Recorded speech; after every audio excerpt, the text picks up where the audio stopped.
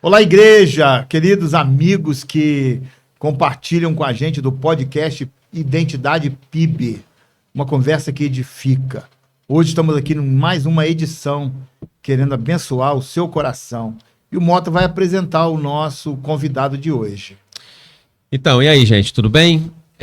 Estamos aqui com o pastor, ele é pastor da Igreja Batista Orla Rio, formado em História, trabalha também no Seminário do Sul em várias frentes, segundo a gente conversou aqui nos bastidores, e está aqui com a gente esse final de semana para a gente poder falar um pouquinho de avivamento, e vamos conversar aí que, com certeza, ele vai apresentar mais um pouquinho do que é ter a identidade de Cristo na sua vida. Conosco aqui está o pastor Ramon. Bem-vindo, pastor. Muito obrigado. Feliz demais aí por estar com vocês nesse momento. E é isso aí, vamos conversar.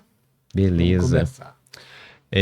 Então, pastor, a gente sempre começa aqui com um pequeno testemunho de como que foi a conversão, o seu encontro com Cristo. A família já era cristã, ou o senhor foi o primeiro a conhecer a Cristo, depois trouxe a família, essa família já veio, essa família já está. Conta pra gente um pouquinho da sua trajetória aí de início de caminhada cristã. Então, eu nasci num lar evangélico.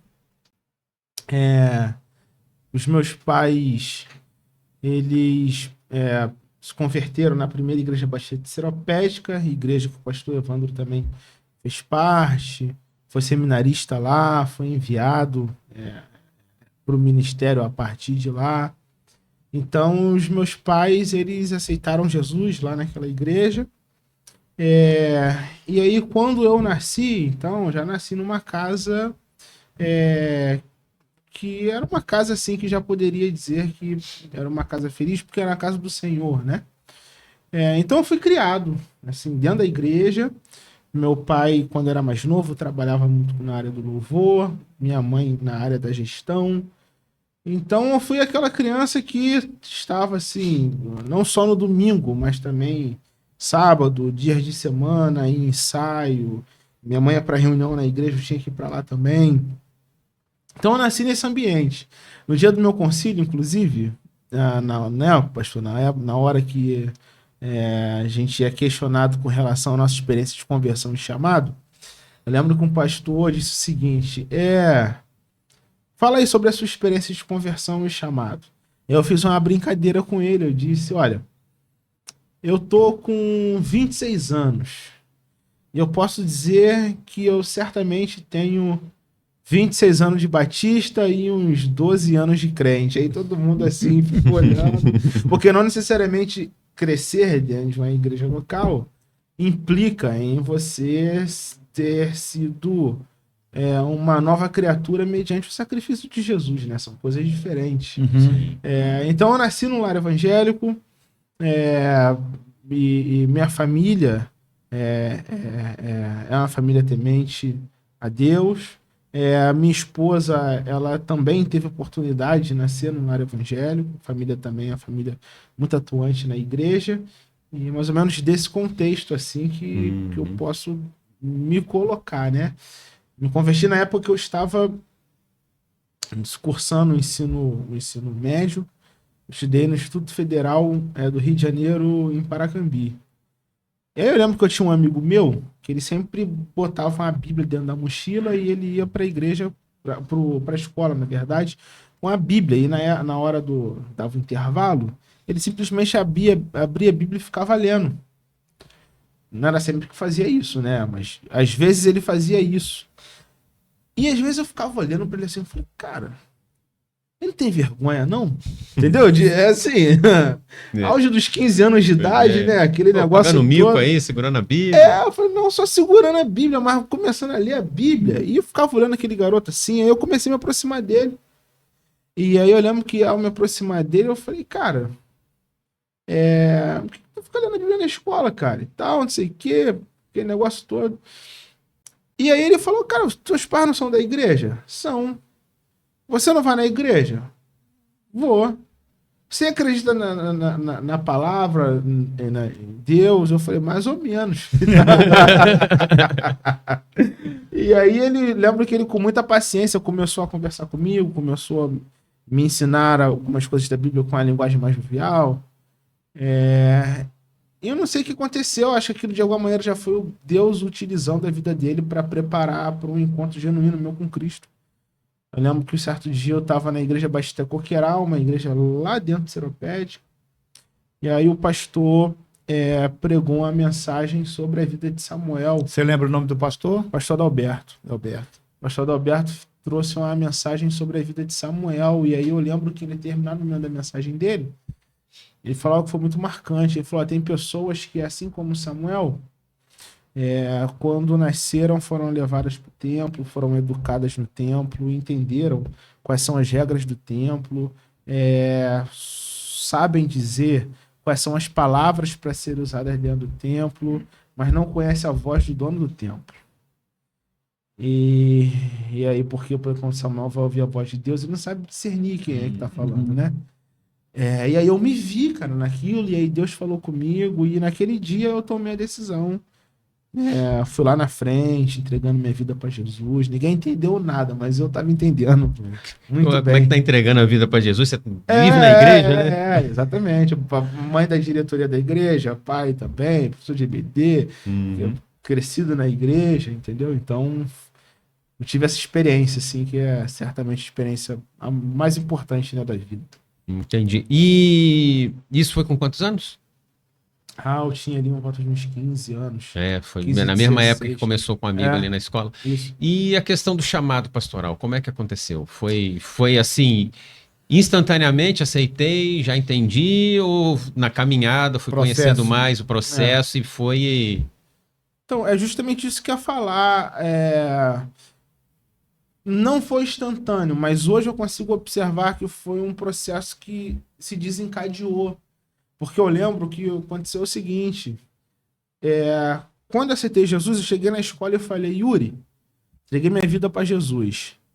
E aí ele falou: pô, cara, que legal e tal, não sei o quê. E aí me acompanhou. Passando uns 3 meses desse negócio, no primeiro amor, né, aquele negócio, eu falei: Yuri, a gente precisa evangelizar essa escola toda, cara. Vamos começar a pregar o evangelho aqui dentro da escola e tal, não sei o quê. Que legal. E aí eu cheguei pra ele e falei: cara, a gente tem que falar pra Jesus, tem um monte de gente indo pro inferno e tal. E aí ele reuniu um outro amigo nosso, o Wallace, e aí a gente começou a se encontrar uma vez na semana para poder orar, conversar sobre a palavra e tal. E eu comecei a chamar todo mundo. O pessoal que era da pá virada comigo, ninguém entendeu nada.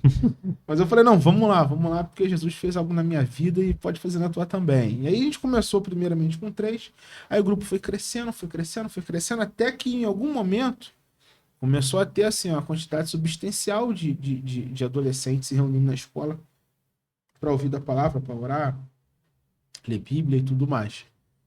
E aí esse grupo depois se tornou uma ABS, existe um Ministério de Missões chamado Aliança Bíblica Universitária, ABU. E aí a ABS é a frente dela que trabalha com escola. E aí esse grupo se desenvolveu e se filiou, virou um projeto missionário de verdade, assim. Oh, que legal. Não que não era, mas institucionalizado. E aí no grupo eu comecei, como eu fui um dos caras que lá atrás tinha dado a ideia de começar, lá atrás, assim, cresceu muito rápido, 6, 7 meses atrás. O povo tá sedento, né? A hora que vê um pouquinho, eles vão mesmo. Acabou que mesmo novo convertido, eu comecei a mobilizar o grupo. E aí, naquele espaço, eu comecei a pregar, eu comecei a mandar mensagem para as pessoas: e aí, vai no encontro hoje? E aí, não sei o quê. Então, nesse espaço, eu comecei a observar que Deus me usava na liderança. Passando algum tempo, já com os meus 18 anos, eu me tornei conselheiro de embaixador do rei na minha igreja. E ali que isso ficou mais claro para mim, porque eu reunia com os garotos, e aí de fato tinha um discipulado mais sistematizado com os garotos, com a família dos embaixadores do rei. E ali eu comecei a pregar mais sistematicamente, discipular. E aí comecei a sentir o coração queimar de maneira diferente para isso. E aí eu tava naquela fase, assim, de terminar o ensino médio, porque eu saí do ensino médio tarde. E aí, o que eu vou fazer? E aí, na época, eu cogitei, assim, fiquei curioso. E se eu fosse estudar teologia? Entendeu? Acho que eu ia poder liderar melhor, pregar melhor e tal. Então, né, quando eu estava fazendo pré-vestibular, esse era a minha inquietação, assim. Uhum. Se eu estudar teologia, sabe? Porque eu tô gostando disso, assim. De ficar na igreja de domingo a domingo, de pregar, de estudar a palavra, de organizar. E às vezes a gente começa a ver a mudança, né, na vida das pessoas que estão à nossa exatamente. volta, a gente fica feliz de ver e tal. O Espírito Santo trabalhando, né? Exatamente. E aí eu lembro, inclusive, né? Eu falei hoje na pregação, né? Eu fiz pré-vestibular junto com a Camila, filha do pastor Evandro. E aí, em um determinado dia, ela me deu carona para voltar para casa. E aí ela falou: meu pai é pastor. Comecei a metralhar ele de perguntas. E como é que é isso? Como é que era aquilo? Como é que era não sei o que e tal? Novinho ainda. E a gente foi conversando e tal. Então, assim, a partir desse momento, eu fui procurando vários pastores, fui fazendo várias perguntas, fui ouvindo e entendi que eu não ia começar a teologia naquele momento. Aí, um ano depois, aos meus 19 anos, a Junta de Missões Mundiais, Junta de Missões Nacionais e a Juventude Batista Brasileira realizaram um evento chamado Sim, Todos Somos Vocacionados. Era tipo um congresso para conversar sobre vocação. Uhum. Eu digo sim, né? Lembra dele? Lembro, eu tenho um adesivo no carro. E aí eu fui, assim, foi um avivamento assim, vocacional, sabe, na época. Muitos jovens sendo levantados para... Eu enviei, só não querendo cortar, eu enviei 2 rapazes da igreja onde eu era pastor para participar desse, né? E os 2 são pastor hoje. Uhum. Um, inclusive, é o pastor Breder, Felipe Breder, lá no Mato Grosso, né? Sim. Um grande líder na região lá. Poxa, que bênção, que legal. Então, assim, de alguma maneira, a minha história se parece muito com a história desses amigos que o pastor acabou de falar, assim. Eu fui, e aí... Foi um empurrãozinho final, né? Porque, assim, era um congresso que estava falando muito sobre envio de pessoas como missionários para trabalhar na educação, no direito, na área da saúde. E aí um missionário que estava na Angola, eu não me lembro certo quem era agora, eu lembro do que ele falou. Ele falou assim, até aqui a gente tem orado muito para que Deus levante pessoas para a sociedade e tal. Mas nós não podemos esquecer que quem envia é a igreja, e Deus precisa e vai levantar as pessoas que vão cuidar da igreja dele. Então a gente também tem que orar para que Deus levante a nova geração de pastores. Ele começou a ministrar, e aí durante a ministração ficou muito claro no meu coração que era para isso que Deus me chamava, assim. E aí uma coisa fechou na outra, entendeu? Só que hoje já estava dentro da faculdade, estava fazendo história na Rural, né, lá em Seropédica. E aí eu encarei meu curso de outra forma. Eu falei, então eu vou aproveitar esse espaço aqui para poder conhecer as pessoas, para poder ouvir o que as pessoas estão perguntando. Porque se Deus me chamar para o ministério, eu acredito que ouvindo o mundo, sabe, como ele é, sem, assim, às vezes essas nossas... sem essa distância que às vezes como igreja a gente estabelece, eu vou poder entender melhor como que uma pessoa pensa, como que ela se organiza, o que ela conversa. E eu acho que eu vou ser um pastor melhor dessa forma. Então, eu ressignifiquei a faculdade. A faculdade passou a não ser um espaço para encontrar uma profissão, mas também para conhecer o coração das pessoas. Então, eu fiz amigos que você nunca falaria que esses são amigos de um pastor, assim. Eu andava com todo tipo de gente, com um montão de gente diferente uma da outra, mas sempre fui muito respeitado, assim, com relação à minha fé, sabe? É claro que o ambiente universitário, às vezes entra uma coisinha ou outra, você acredita em Deus, deixa de bobeira e tal, mas o relacionamento supera isso. O relacionamento sempre supera essas coisas, sabe? Então, Quando as pessoas se aproximam, né? Sim. Uhum. Você vira amigo, vira colega, o Sai respeito todo o aparece. preconceito de É, não conhecer, né? exatamente. Então, a gente... Comecei a conhecer as pessoas, conversar com as pessoas e tal. E aí, quando eu terminei a faculdade, eu fui direto, assim, pro seminário, já entendendo que era ali que Deus me queria no ministério.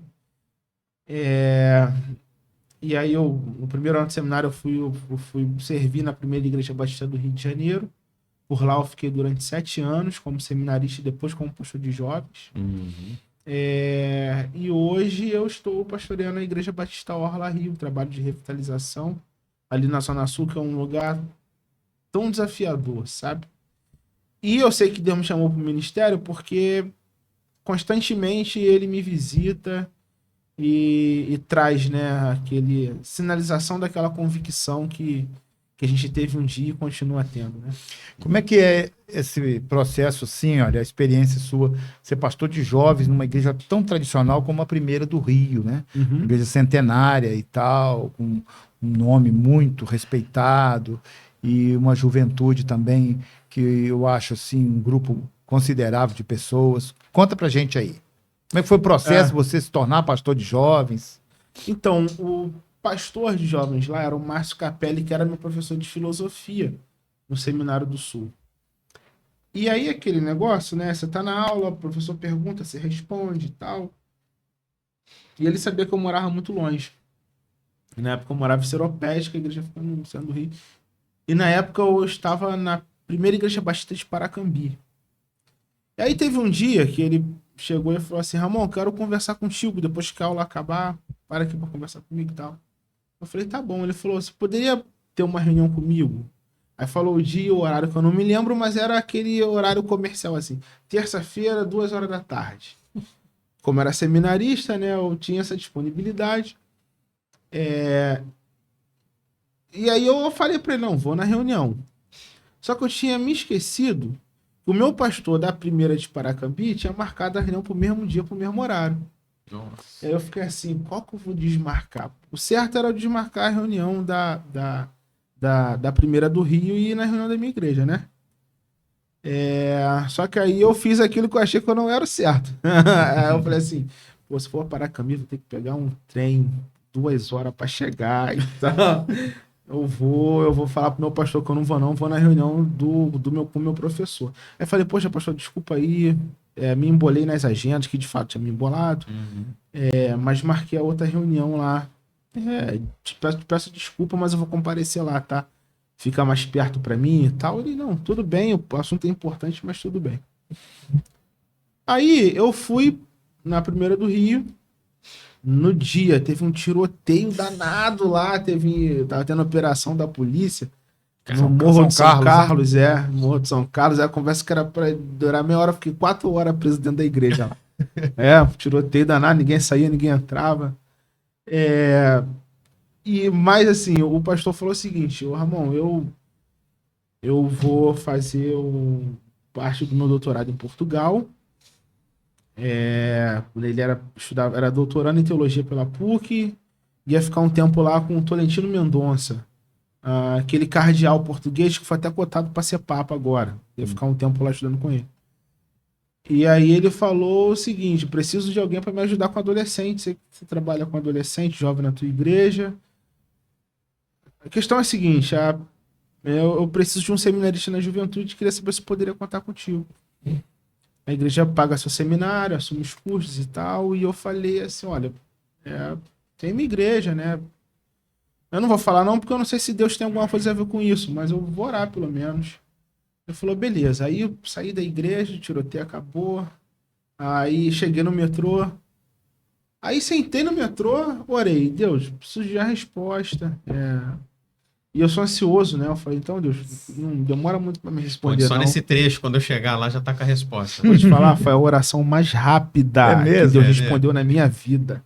Eu tava orando, quando eu abri o olho, o telefone tocando. O telefone tocando, tava escrito Ulisses, que era o outro seminarista comigo. Ramon, por que tu não veio na reunião, cara? Eu falei, pô, como assim? Cara, o bicho pegou aqui, o pastor falou que a igreja tá se reorientando e falou que se a gente... E isso aqui foi público, tá? Então não tem nem problema de falar isso aqui não, porque Perfeito. o dia da minha despedida, ele pediu para eu contar essa história para a igreja. O pastor falou que a igreja está passando por uma reorganização administrativa. Se qualquer um dos seminaristas receber uma proposta de uma outra igreja, não é para recusar. Ó. Aí eu falei assim, o Vai pastor embora. falou isso? Falou. Eu falei, então tá bom, tchau.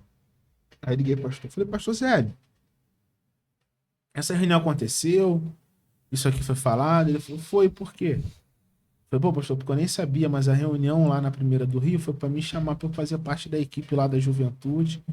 Ele falou, cara, tô muito feliz, vai e tal, não sei o que, vai ser uma benção e tal, não sei o que. Aí eu fui e cheguei para ser seminarista da juventude. O que aconteceu? Com 3 meses lá, o pastor que tinha me chamado para auxiliar passou no concurso para o MESP, metodista de São Paulo, foi ser professor. E eu era seminarista recém-chegado, eu acabei assumindo a juventude. Então, no segundo período do seminário, eu já estava liderando a juventude, pastoreando lá, pastoreando o pessoal, auxiliando o pastor João Soares da Fonseca. E assim, ela era um desafio muito grande, eu acho que por 2 fatores. Primeiro, porque é uma igreja muito tradicional, assim. Então, assim, tem um hiato geracional, porque não tinha um número ruim de jovens, não. A gente vai ter uns 150, 200 jovens, tinha um número legal de jovens. Mas, assim, era mais de 1.000 pessoas com mais de 55 anos também. E você tinha meio um hiato, assim, geracional mesmo, que dificultava a conversa entre as gerações. E a igreja que tinha um culto, e tem ainda, muito tradicional. Mas, ao mesmo tempo, a juventude tinha uma liberdade para poder fazer cultos, agendas e tal. Então, o que acontecia? A gente tinha que montar uma estrutura, né, que atendesse assim mais a realidade do jovem. Então, sábado sim, sábado sim, sábado não, a gente tinha culto de jovem, sábado sim, sábado não, culto de adolescente, e aí revezava, sábado que era jovem, aí no outro sábado era adolescente, aí no outro era jovem, no outro era adolescente. Então, toda semana de semana tinha atividade, acampamento, escola bíblica dominical, os pequenos grupos que a gente chamava lá de nós, né, núcleo de oração e sensibilidade. A gente começou o trabalho, não do nós, mas o pequeno grupo, né. Então, assim, então tinha esse desafio, né, das tensões geracionais. E o outro desafio é que a igreja, assim, no centro do Rio, no centro da cidade, é uma outra dinâmica, assim, uma outra dinâmica. Porque eu vim de Seropédica, em Seropédicas só tinha igreja para você ir, entendeu? Então, assim, ir na igreja era o evento. Mas lá não, cara, lá tem Maracanã no domingo à tarde, tem praia, tem isso, tem aquilo, shopping, pá, aquele negócio todo. Então, assim, era um desafio muito grande você apresentar um trabalho de juventude. E sabe? engajar a juventude para ir. Engajar a juventude. Uma juventude que às vezes não se via, assim, meio que numa linguagem mais antiga, aí você tinha que fazer aquele meio de campo. Isso já era muito trabalhoso. Mas, além disso, ainda ter que, entre aspas, assim, né, competir com essas possibilidades que a cidade em si já apresenta. Então, assim, foi um tempo muito trabalhoso, sabe? Muito trabalhoso. Atividade atrás de atividade, muita atividade. Mas foi um tempo de muito crescimento, assim, também. Eu fui muito feliz, assim, fiz amizades que... Ovelhas foram padrinhos de casamento, casei lá, comecei a me ouvir na pregação lá, e, assim, guardo amigos, assim, no coração até hoje, sabe? Então foi um desafio muito legal, pude entender como é que a igreja com a estrutura maior, como é que ela se organiza, como que ela alcança a cidade, enfim, foi... Já foi um preparo também, né? Porque hoje você é jovem Sim. e tá agora à frente de uma igreja. a igreja que você pastoreia hoje tem muitas pessoas muito mais velhas que você? Como é que, se tiver, como é que é esse desafio? Eles te enxergam como pastor realmente? Vamos respeitar apesar da idade? Porque sempre existe aquela Sim, coisa, sim, né? sim, Fica um sim. ranço assim, não, pô, esse pastor jovem vai vir falar comigo, eu tenho mais tempo de igreja do que ele tem de vida. Aham, sim. E eu creio que seja um desafio isso aí. Aconteceu? Como é que foi que foi esse Então, desenvolvimento agora? eu tenho 31 anos, eu sei que não parece, sei que eu tenho a cara descansada, mas eu tenho 31 anos. e, e eu cheguei lá com 30, na Orla Rio. Eu e minha esposa chegamos lá há pouco tempo. E minha esposa tem 26 anos, chegou lá com 25. Então, assim, às vezes eu fico pensando, talvez no futuro a gente vai olhar para esse tempo e vai falar, poxa, a gente era novo mesmo, né? Mas é a igreja que os desafios dela eram muito diferentes do desafio da primeira do Rio, assim. Porque a primeira do Rio é uma igreja muito estruturada, muito grande, Recursos. muito recurso, exatamente. E lá na Orla, a gente não tem essa realidade, assim. É uma igreja que a gente está fazendo um trabalho de revitalização, porque quando nós chegamos lá, a igreja estava com a média de 9 frequentadores por culto, assim.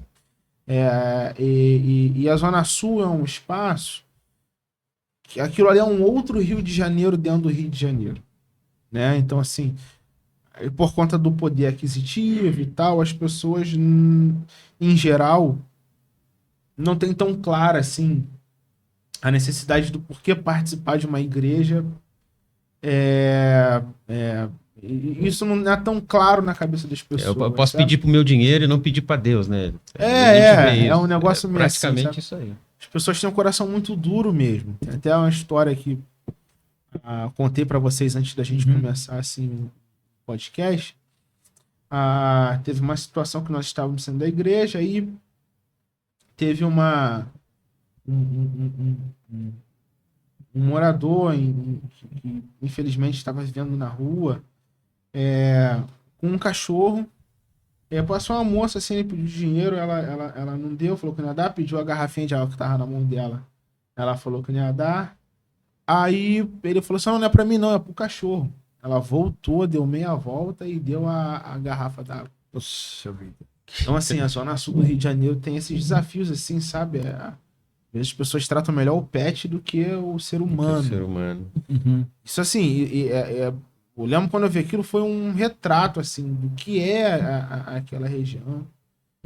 E então, assim, é uma região onde a maioria das igrejas são igrejas pequenas, onde as igrejas não conseguem ter tanta penetração na sociedade assim. E eu fui pra lá sabendo disso, eu e minha esposa fomos pra lá sabendo disso, porque eu tenho no meu coração esse entendimento que Deus me chamou para dialogar com esse público que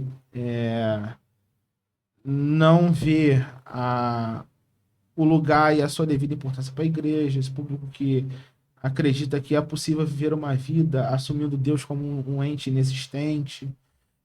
Então, eu fui para lá pelo desafio missionário.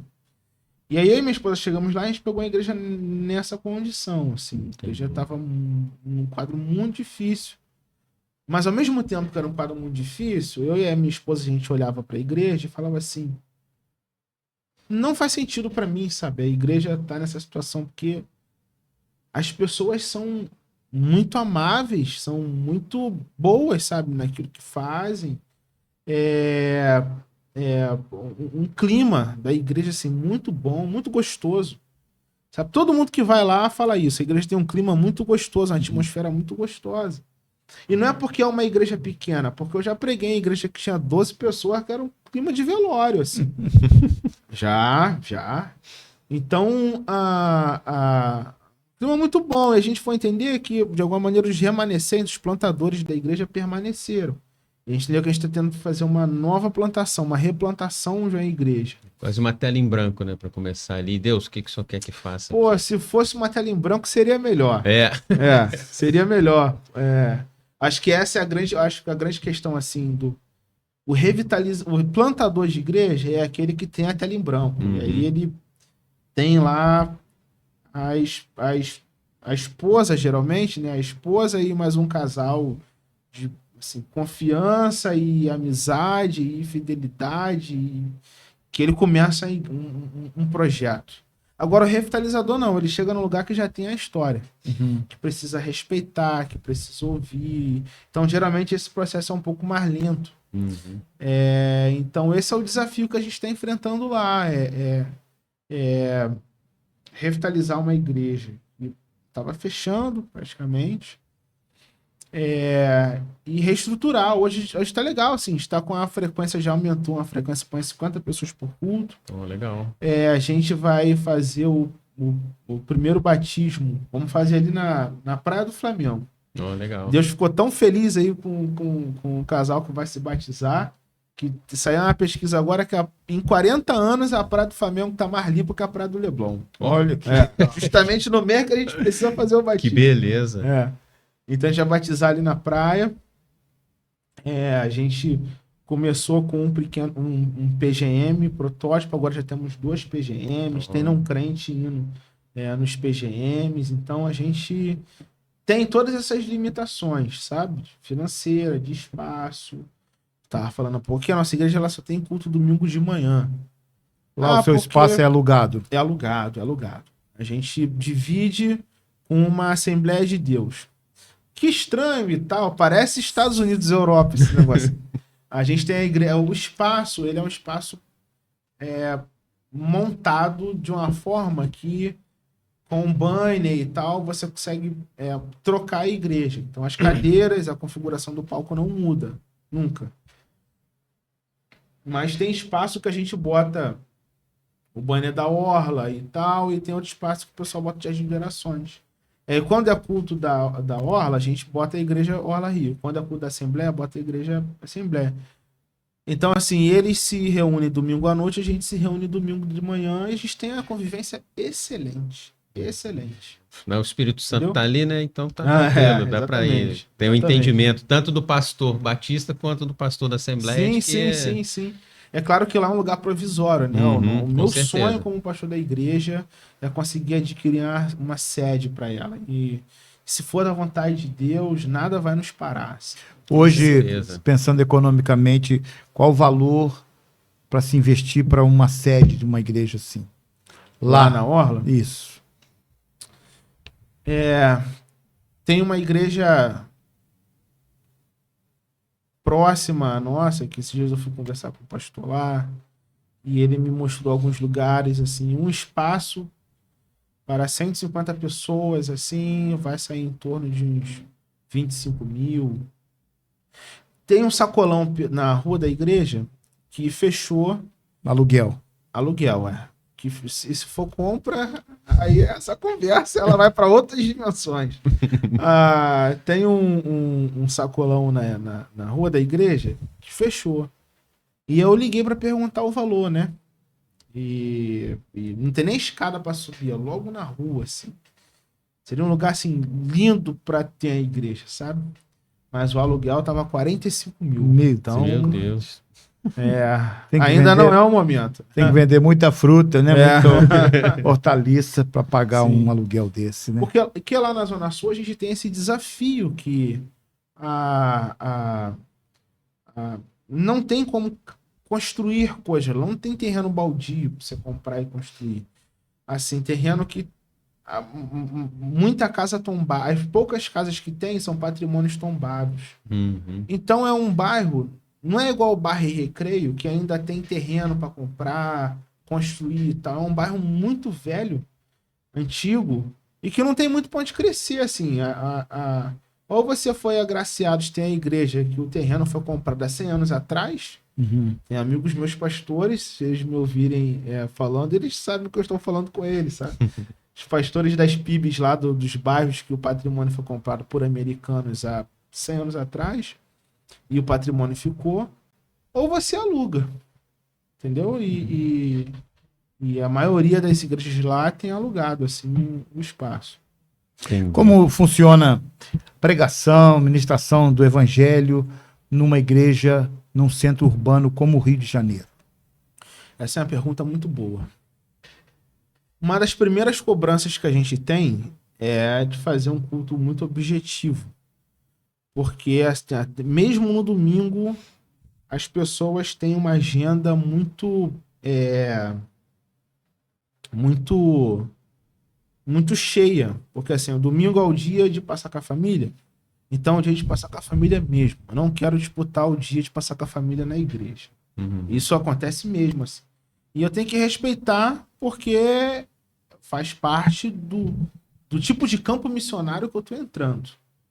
Então, assim, como eu sei que o cara que tá lá é um executivo, é isso, ou é aquilo, e aí ele realmente assim, não tem tanto tempo para ficar com a família em casa, domingo ele quer viver isso. Quer almoçar junto com a família em algum restaurante, ou então quer ir pro aterro do Flamengo, ou quer ir para um shopping e tal.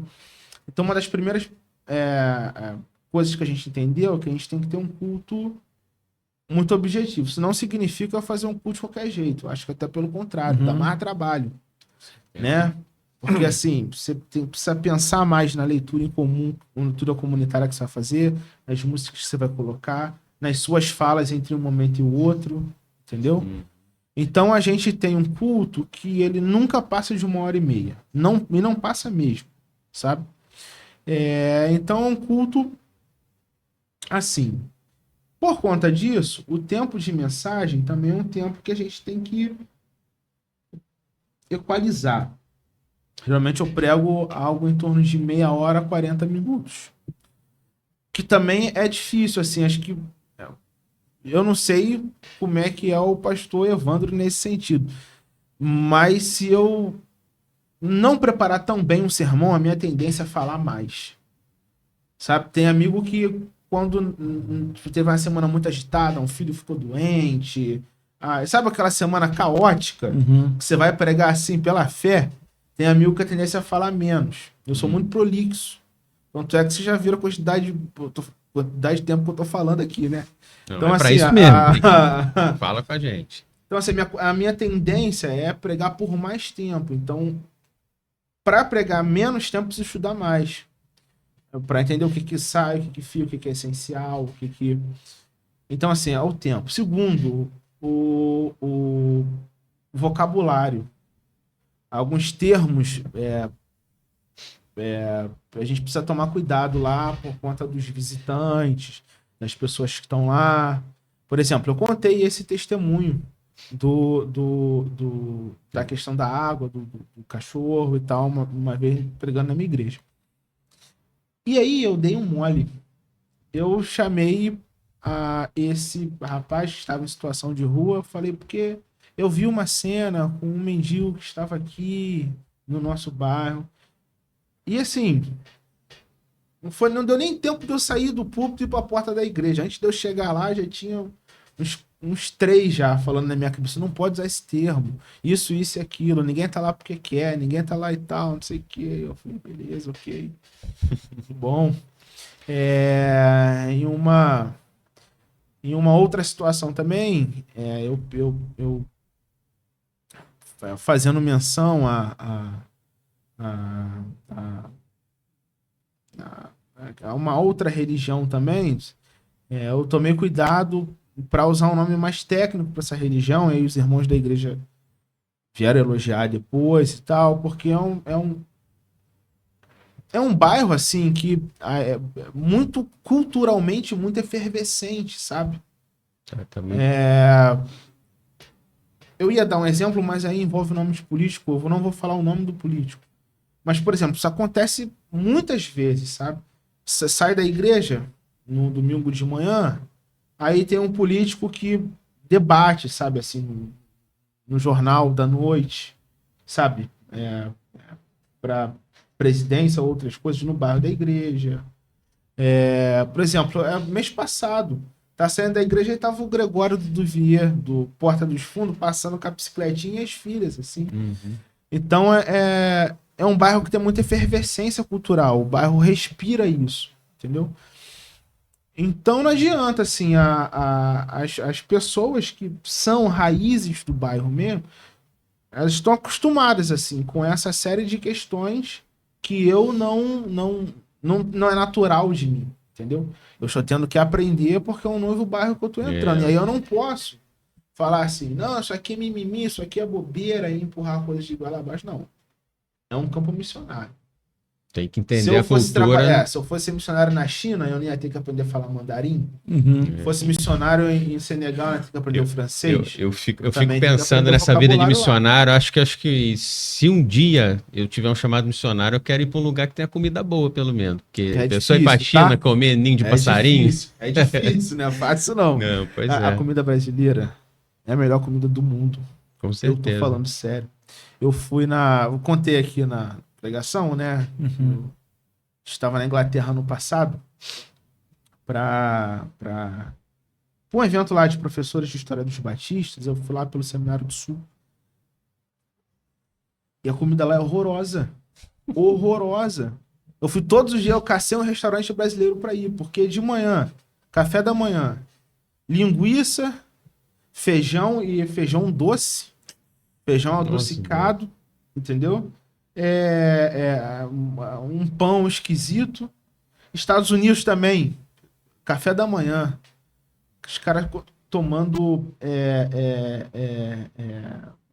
ovo, bacon, tudo oleoso pra caramba. Almoço, almoçando normalmente, e em vez de tomar refrigerante, água, tomando leite. Ô, louco, Pô, tu louco. imagina tu batendo um prato de arroz e feijão tomando leite ao mesmo tempo. Isso é doloroso, cara. É doloroso.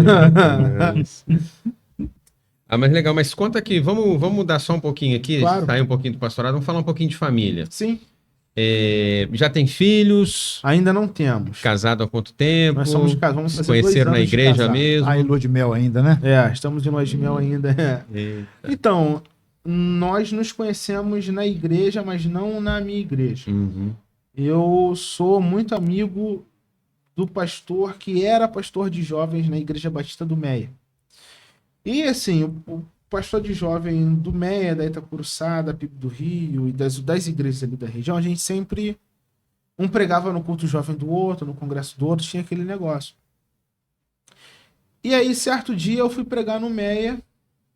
E aí a Emily tava cantando, eu olhei assim e falei, cara, que morena bonita. E tal. E aí, beleza, né? Comentei com o meu amigo e meio que... E só uma observação Sim. que a gente já fez aqui uma vez: Igreja Batista tem as mulheres mais bonitas do Evangelho. Não, é verdade. É verdade. E aí eu vi assim, aí eu conversei com ele depois, falei, cara, poxa, tua ovelha é bonita, hein, cara, e tal. Aí ele falou comigo, irmão, ela vai vir falar com você. Vai ser nem você que vai falar que ela não. Tô torcendo por isso. Aí eu falei, cara, deixa eu te falar um negócio. Sou pastor de jovem já.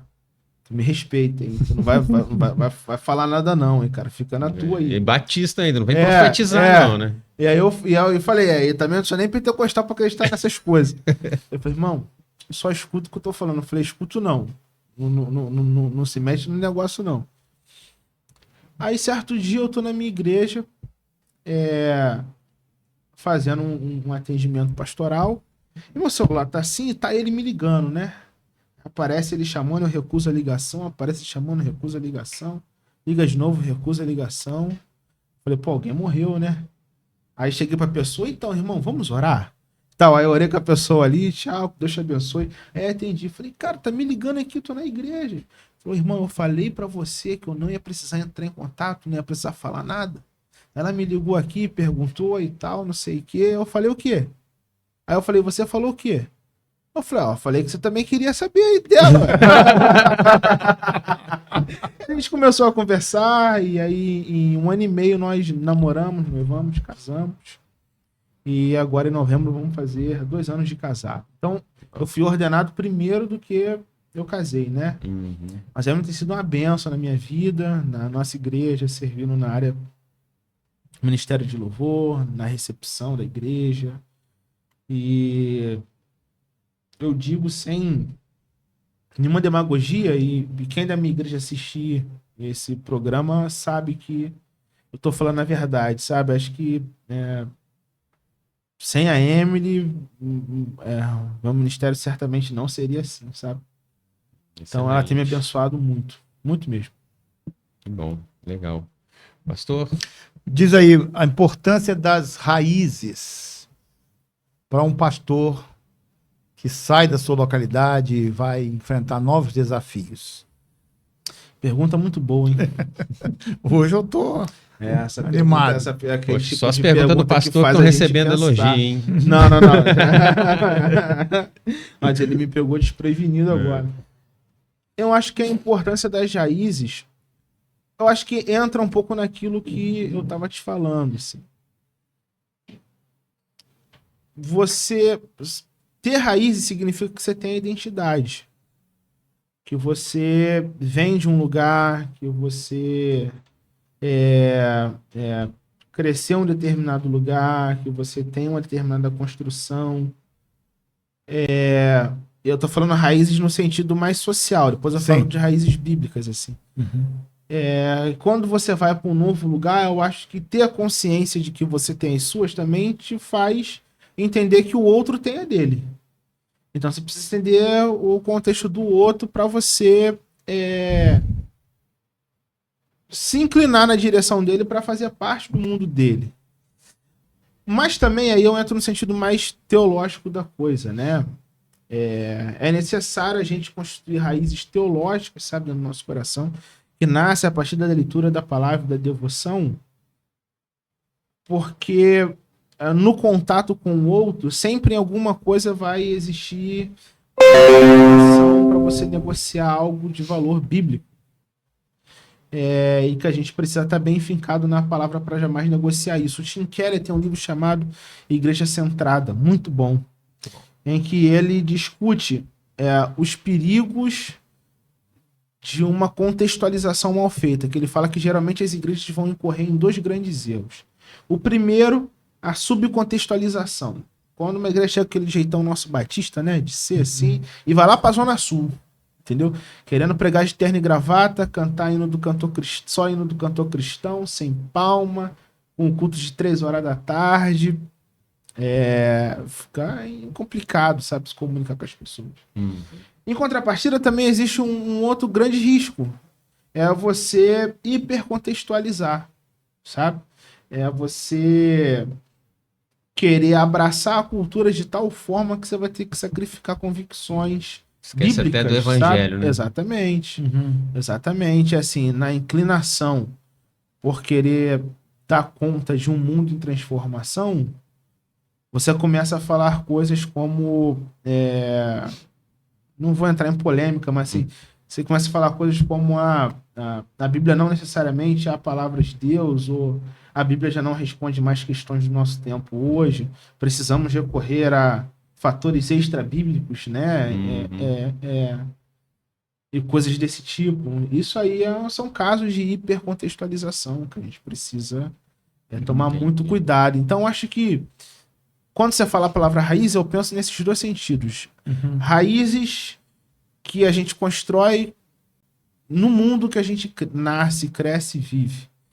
E raízes que neste mundo a gente adquire através de uma leitura e de uma vida de oração, sabe? Certo. Não sei. É isso mesmo. Não? Beleza. Tranquilo. Fala. Não, posso falar? Pode. Então, e nesse período, é um período de ministério ainda que está em evolução, né? Sim, sim. Já teve alguma crise assim, falar, poxa vida, tá difícil, porque o processo de crescimento e para nós atingirmos a maturidade, chegarmos a 35, né, pastor? Por aí. 35 anos de pastorado, passamos por muitas coisas. E aí, no início, às vezes, a gente está começando, aí às vezes vem aquela coisa, eu falei, poxa vida, e já teve alguma crise desse tipo? Ah, não, poxa, e agora? Teve que retornar, os professores do seminário falam, poxa, pastor, não sei, tô em dúvida, será que era isso mesmo? Lógico. Com certeza. E como é que você superou, como é que superou isso aí? Como é que tô foi? superando. Assim, eu costumo falar com a Emily. Os cultos, os dias que eu cheguei lá na Orla Rio e olhei assim, falei, meu Deus, o que eu estou fazendo aqui? Foram os cultos que eu mais fui abençoado. Sabe? Isso que esse tipo de oração Eu acho que é aquele tipo de oração que Deus responde rápido ao pastor, sabe? Os cultos que eu cheguei na igreja assim, eu olhei para um Seja lado, olhei forte e pro corajoso, outro. né? Eu falei, Deus, o que eu vim fazer aqui? A resposta vem rápido. Antes do culto terminar, a resposta já aparece. Então, sim, já fui visitado por isso por várias vezes. Acho que, de alguma maneira, todo pastor vive isso. Uhum. Às vezes você prega e você tem a sensação que suas ovelhinhas são surdinhas, assim. Não escutam aquilo que você está falando, não querem escutar.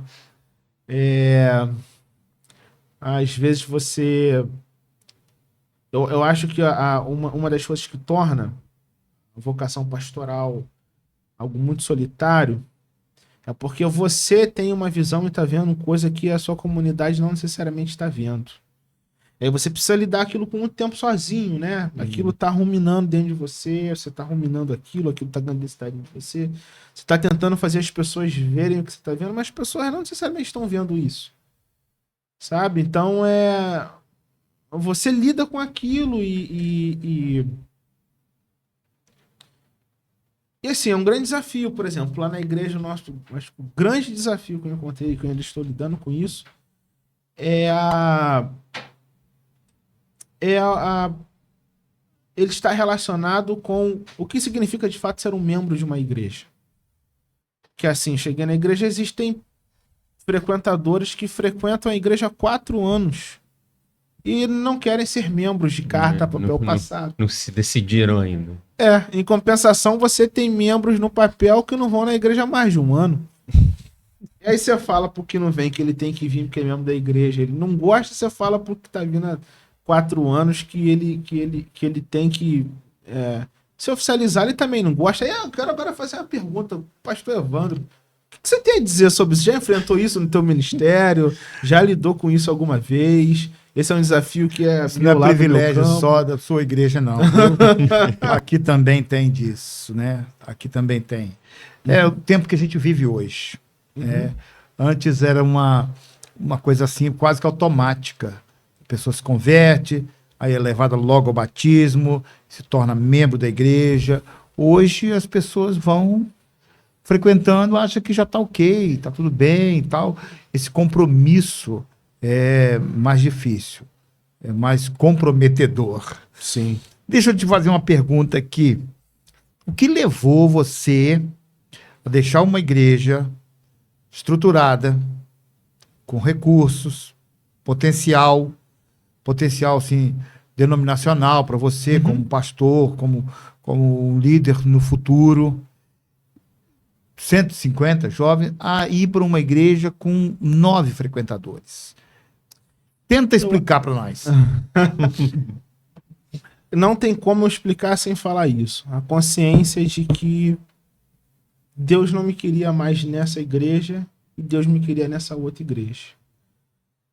A gente vive isso no ministério, né? Sim. E às vezes é difícil a gente explicar para as pessoas.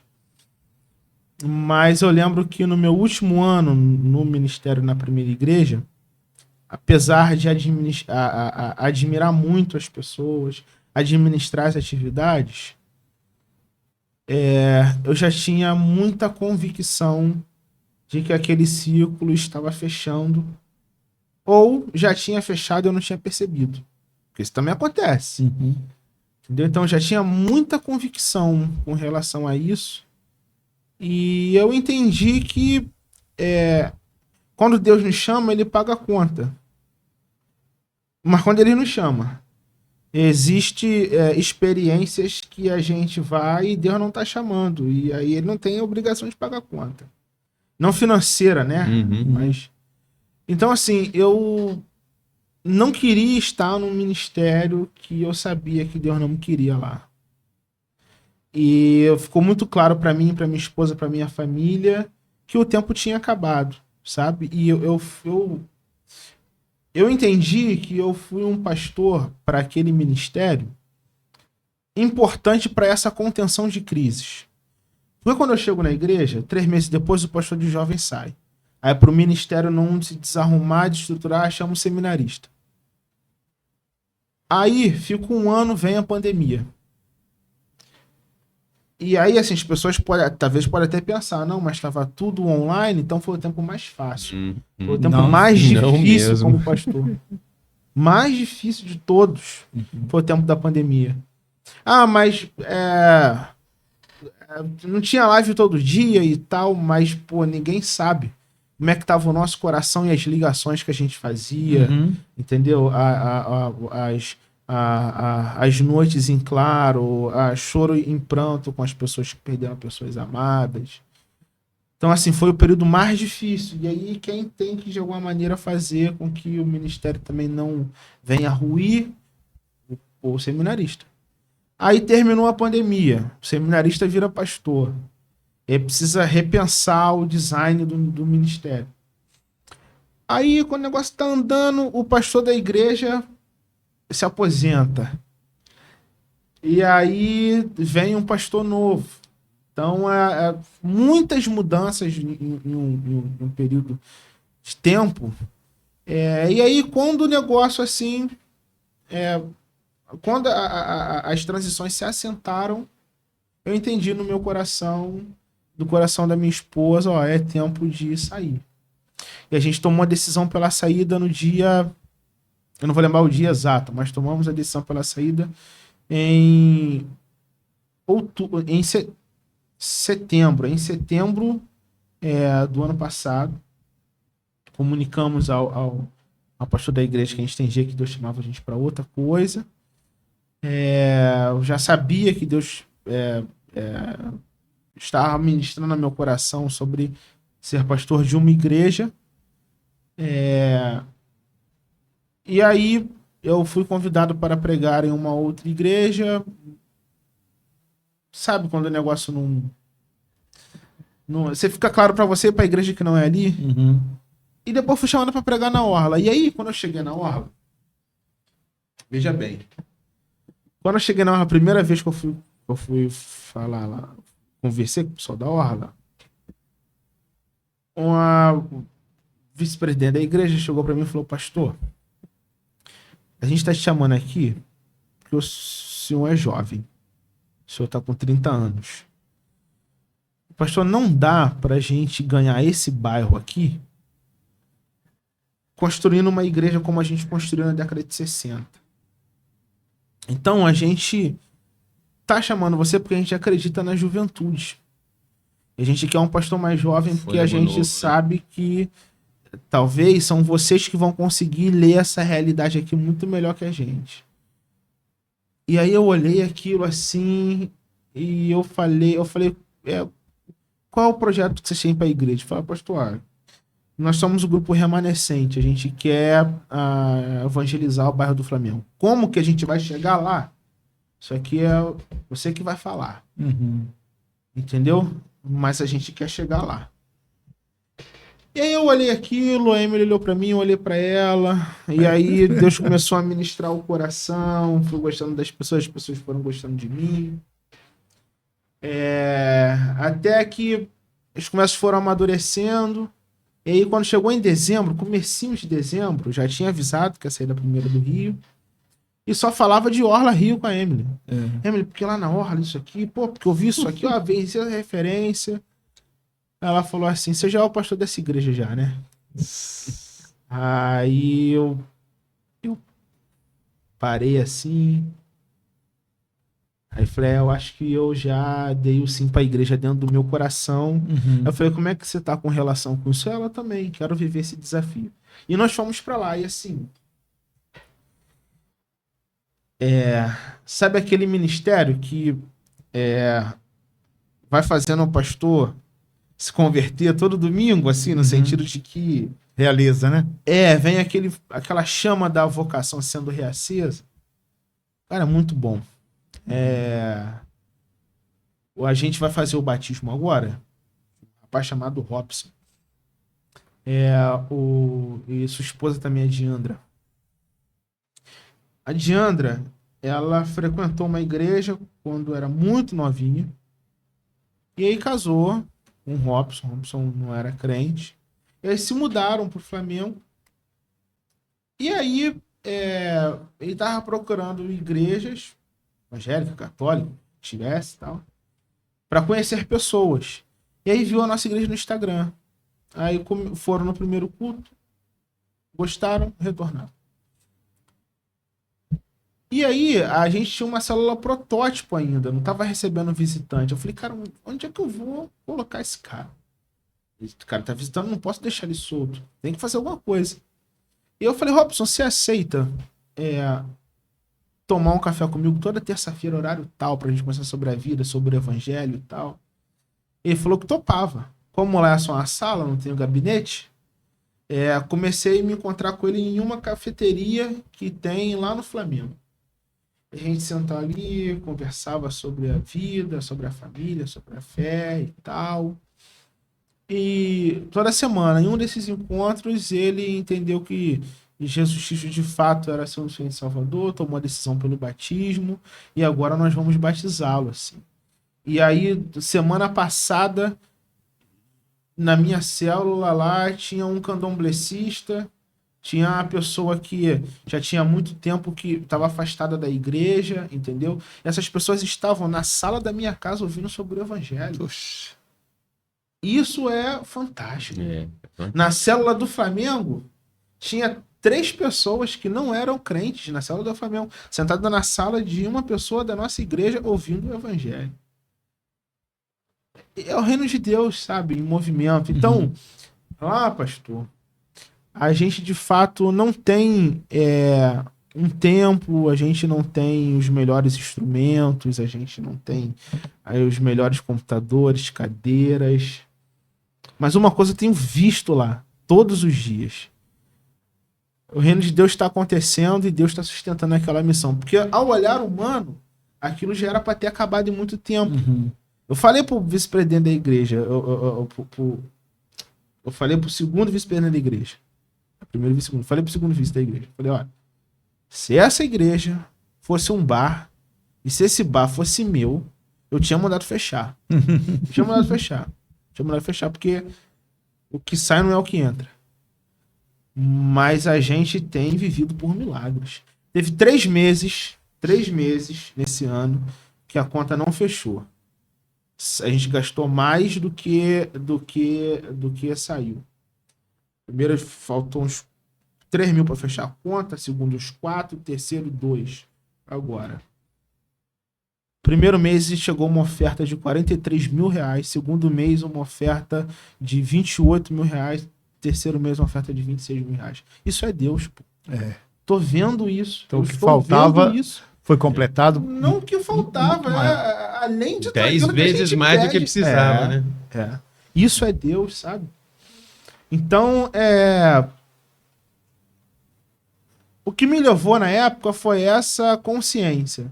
Deus falando, seu tempo aqui acabou, eu vou te levar para você viver uma outra coisa. Dependência total, que né? é esse lugar de dependência total que todo pastor precisa viver. E aí, quando você tá vivendo isso, tu nem pensa da onde você saiu, sobre a denominação, sobre isso e sobre aquilo. Você só vai. E assim, isso tem sido muito especial, sabe? Isso tem sido muito especial. Não, então, e vamos caminhando aqui para um assunto um pouquinho mais direcionado aqui para... teria algum conselho, um jovem pastor, para os jovens que estão sentindo o chamado agora? Teria. Fala para nós. Conselho que eu dou para os jovens que são chamados agora, que estão se sentindo chamados agora, é primeiro, jamais pense que você acha que sabe, jamais ache que você pensa e entende melhor sobre ministério do que o seu pastor, do que os pastores que já estão no ministério e tudo mais. Eu acho que toda a juventude tem esse impulso meio que prepotente, dizer, não, cara, a gente... Dono da verdade, né? Entendeu? A gente tá no momento, agora, a gente tem que ir embarcar nessa daí, a gente tem força, recurso, nunca existiu tanta tecnologia, divulgação, conhecimento, agora é a nossa vez, vamos embora. Olha, hoje, eu assumi a igreja em fevereiro, nós estamos em final de setembro, tá em outubro. eu já entendo muito mais o pastor João Soares da Fonseca, que foi meu pastor lá na PIB, que me ordenou e tal, não sei o quê. Entendo muito mais ele hoje do que antes. Sabe, às vezes eu fazia algumas perguntas, ele me dava resposta, falava, meu pastor tá me enrolando. Tá me enrolando, entendeu? Mas às vezes a gente realmente não tem resposta para dar. Ou a resposta a gente não pode dar, a gente tem que deixar o outro viver. Descobrir por si mesmo. Descobrir por si mesmo, sabe?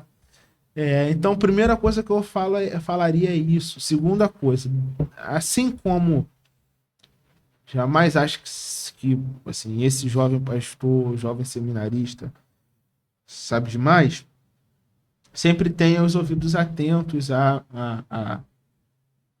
àqueles que já estão.